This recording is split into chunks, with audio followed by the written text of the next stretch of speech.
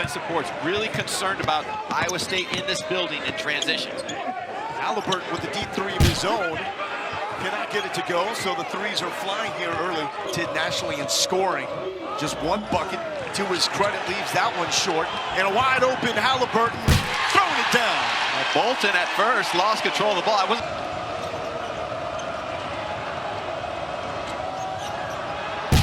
Blocked by Haliburton. Showing the versatility Tonight as well. Something the coach Prohm has not figured out with his team. There's good defense there. Bill Nelson is there, along with Kale. Scoops it up. Rush shot. Doesn't get a call. Here comes Haliburton, 100 miles per hour. And it's tipped into the hands of Powell. Great defense in transition. Knight on the shot clock. Back into Jacobson. Contact and one. There's still more turnovers than field goals made. Haliburton for three. Got it. Well, there we go. A little offense on both ends, the two stars. From freshman to sophomore year, adding about 8 points per game to his scoring average. Interesting to see body control after the explosive bounce from the top. Condit the flush! This is my house, he says. Haliburton looking for somebody, has to fire up his shot, gets his own miss. And the putback, and he's flexing. And Seton Hall.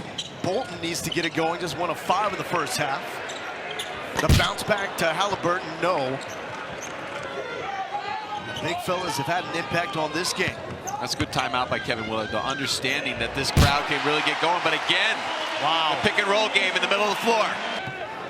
6-point lead for the Cyclones. Haliburton, nice drive, and the lead for Young, high and over, Gill. Whoa. Haliburton, another nice find to Young, and Haliburton with the finish. The versatility on display for Tyrese Haliburton. 4 passes into their half-court offense before they look to attack. Haliburton, the attack, loses the dribble, and a good battle underneath. He's now up to 13. This is prototypical Miles Powell time. Nelson, hard contact on Haliburton. 1-and-1 for Haliburton. –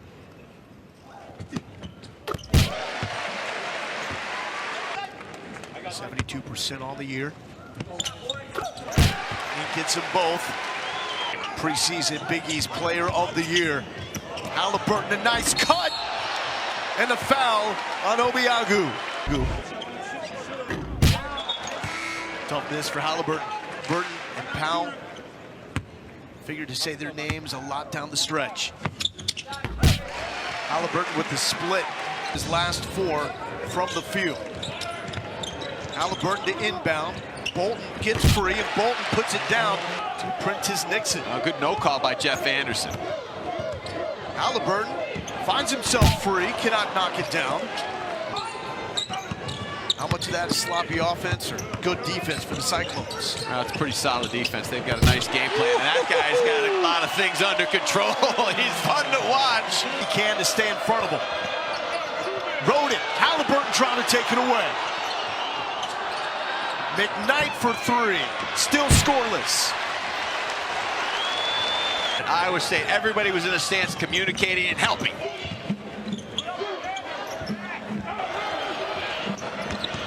Haliburton almost lost the handle. No good. Comes crashing in. Condit is fouled. Early for playing under 5 minutes. And will not return to this game. Haliburton, yes! He's down in long distance. And there is Mamu Kelishvili turning into the top cheerleader for the Pirates after hurting his wrist. Samuel looking for the read. Huge win for Steve Prohm and the Iowa State Cyclones.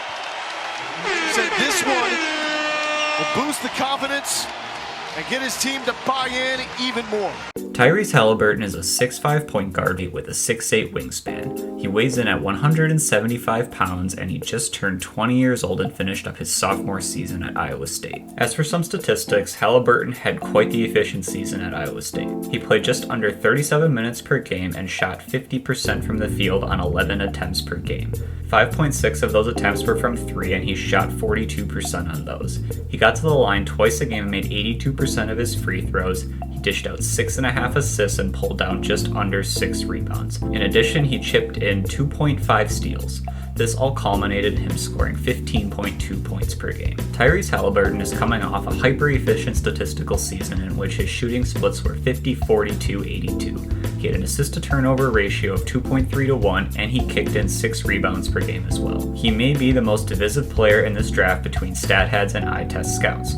I personally had Haliburton at 1 on my board for a time. He's now sitting at 4 on my board through 23 prospects analyzed. I might be in the minority here, but I think the eye test backs up the stats rather than refuting them. Offensively, the first thing that jumps out at you is his passing. He is extremely unselfish and is great at making both the flashy pass as well as a regular old fundamental pass that needs to be made. He has fantastic court vision both in half-court settings as well as in transition, and he can hit teammates with accurate passes off of a live dribble or from a stationary position. His biggest weakness as a passer is he loves the jump pass. This can put you in bad positions of getting caught in the air and making turnovers, but it's clearly worked for him so far, so maybe that will just be part of who he is. The next thing that jumps out to you is how efficient his shot is, but also how weird it looks.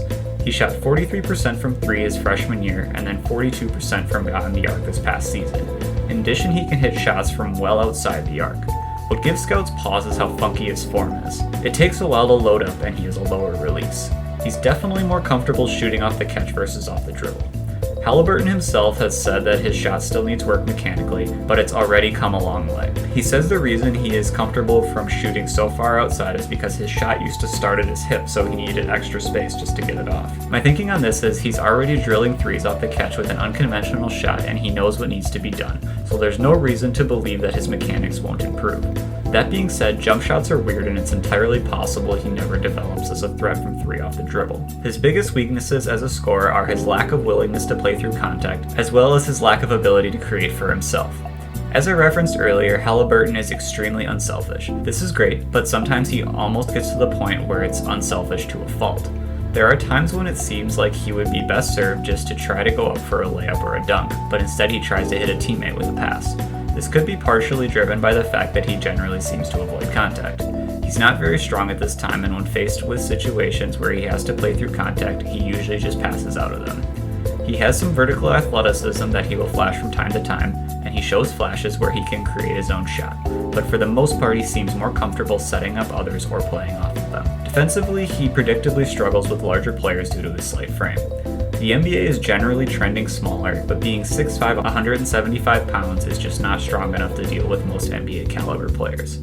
He makes up for this somewhat by being a good off-ball defender. He reads the floor well and knows where to be, as well as how to use his 6'8" wingspan to his advantage. This shows up in the box score to the tune of 2.5 steals per game this past season. He will have to get stronger to become anything special as an individual defender, but as part of a team concept, he won't let you down. Overall, while Haliburton has a quirky shot, is rail thin, and is somewhat skittish about contact, he more than makes up for this with his incredible efficiency on offense and his high basketball IQ. He likely won't be a star right away, but with some more strength and some more work on his shot mechanics, you could have a guy with all-star potential during his prime. My NBA comparison for Tyrese Haliburton is Lonzo Ball.